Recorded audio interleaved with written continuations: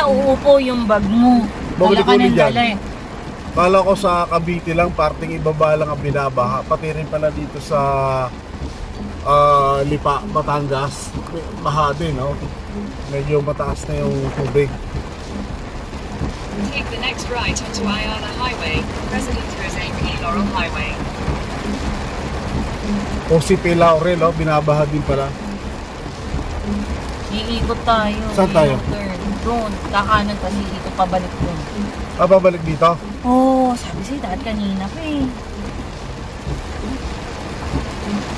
Sabi sa'yo mga 3:15 eh. Sunod na tayo dun eh. Napaka-traffic dyan.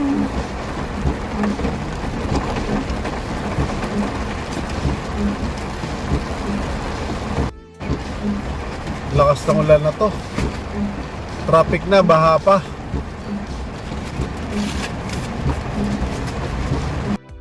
Lakas ng ulan dito sa Lipa, around alas 4:03. Tapos pala yung mga baba pala nito, binabaha din pala. Akala ko eh, bandang ibaba lang kami mga baha. Dito rin pala, meron. Pag-exit natin ng Malwa. Yung rin yung dati yung ano ko. Oo, 23K views Oh, yun. 38K yun. 38K. Oh, napakalakas ng ulan ngayon dito sa Flex. Kasi yan yung tawag yung updated sa GW. Gusto nila malaman kung ano yung nangyayari. Kailangan. Lakas ng ano, Kaya lang din ako napansin yun. lakas ng ulan. Nakatakot.